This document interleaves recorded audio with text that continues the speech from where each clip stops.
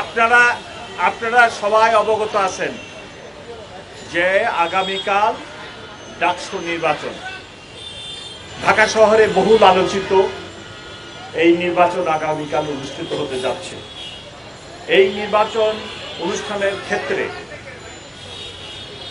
অনুষ্ঠান সুষ্ঠুভাবে করার জন্য নিরাপত্তা ব্যবস্থা গ্রহণের জন্য গত এক সপ্তাহ যাবৎ ঢাকা মেট্রোপলিটন পুলিশ নানাবিধ কার্যক্রম করছে। এক সপ্তাহ যাবৎ আমরা ক্যাম্পাসে নানাবিধ পুলিশি কার্যক্রম চালাই, যাতে কোনো রকম কোনো দুর্ঘটনা না হয়। একটি ছোট্ট দুর্ঘটনা একটি হলে দুইটি ছেলের মধ্যে হয়, ইহা ব্যতীত শিডিউল ঘোষণার পরে কোনো বড় ধরনের ঘটনা হয়নি। ইনশাল্লাহ আমরা আশা করছি আগামীকাল নিরাপত্তা ব্যবস্থা যথেষ্ট জোরদার থাকবে এবং অনুরূপ কোনো ঘটনা হবে না। আগামীকাল যে নিরাপত্তা ব্যবস্থা চলমান আছে তার সাথে আমরা ইউনিভার্সিটি ক্যাম্পাসে প্রবেশের 8টি চেকপোস্ট চালু আছে। ভোট কেন্দ্রিক নিরাপত্তা ব্যবস্থা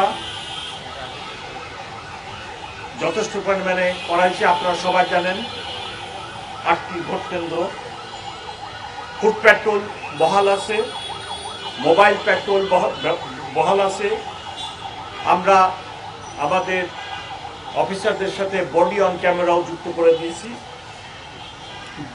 বিশেষায়িত team, explosive bomb disposal unit এখানে সাব কন্ট্রোলে থাকবে।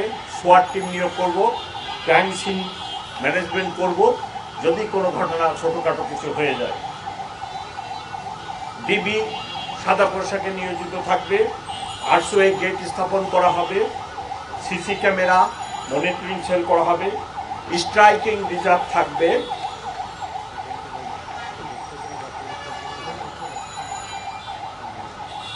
কন্ট্রোল রুম আমরা এখানে একটা সাব কন্ট্রোল রুম করছি। এই কন্ট্রোল রুমে আমি সার্বক্ষণিক থাকার জন্য চেষ্টা করব আগামীকাল। আমাদের পাশাপাশি বিজিবি, র্যাব এবং অন্যান্য নিরাপত্তা সংস্থা থেকে লোকজন নিয়োজিত থাকবে।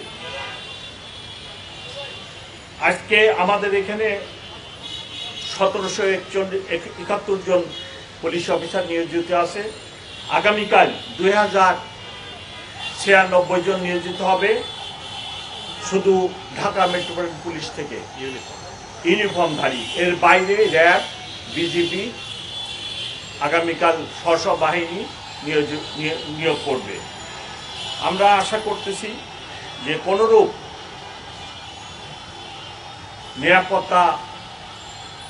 নিরাপত্তার আশঙ্কা নেই এবং গত 7 দিন বা 10 দিন যাবৎ যে নিরাপত্তা ব্যবস্থা ছিল ভালো ছিল।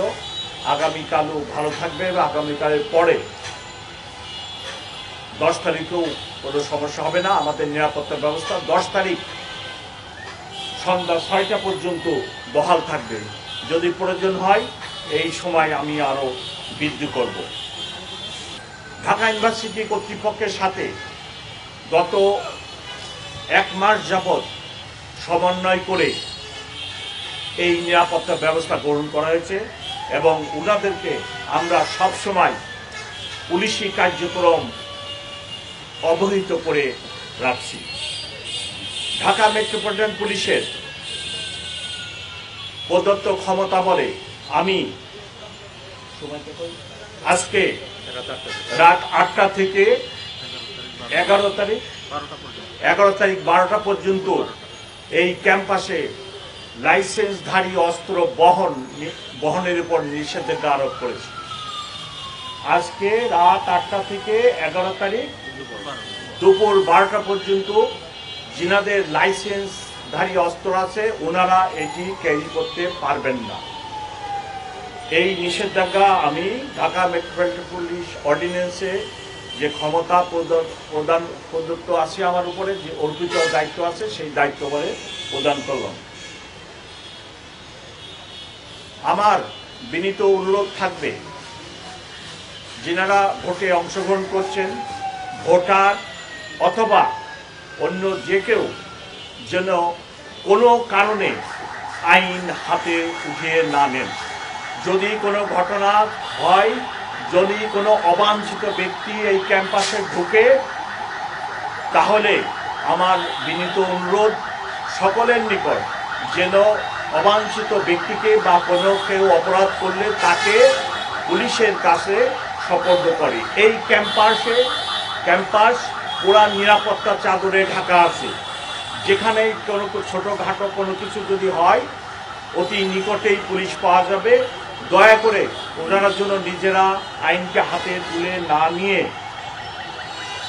অপরাধীকে বা যিনি কোনো ঘটনা ঘটান তাকে যেন আইন প্রয়োগকারী সংস্থার হাতে উঠিয়ে দেন। আমি আশা করি যে আগামীকাল ডাকসু নির্বাচন অত্যন্ত শান্তিপূর্ণ ভাবে সিকিউরড অবস্থায় নিরাপত্তার ভিতরে অনুষ্ঠিত হবে। এখানে কোনো দুর্ঘটনা হবে না ইনশাআল্লাহ।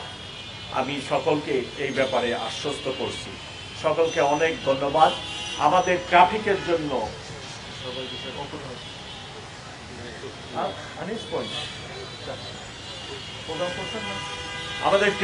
জন্য আলাদা প্রোগ্রাম আছে। ট্রাফিকের চক আউট করে আমরা ট্রাফিকের ব্যবস্থা আমার বিএনপি মিডিয়া সেল থেকে প্রেস রিলিজ দিয়ে জানিয়ে দেব যে ট্রাফিক আগামীকাল কোন পথে কিভাবে চলবে। সকলকে অনেক অনেক ধন্যবাদ। একটা প্রশ্ন আছে কিছুক্ষণ আগে শিক্ষার্থীরা সংবাদ সম্মেলন করে দাবি করেছেন যে নীলক্ষেতে ভুয়া আইডি কার্ড তৈরি হচ্ছে জাল ভোটের জন্য, তারা সংখ্যা তৈরি করেছেন। এই ক্ষেত্রে আপনাদের কোনো মনিটরিং থাকবে কিনা এবং জাল ভোট স্ক্যানিং করা?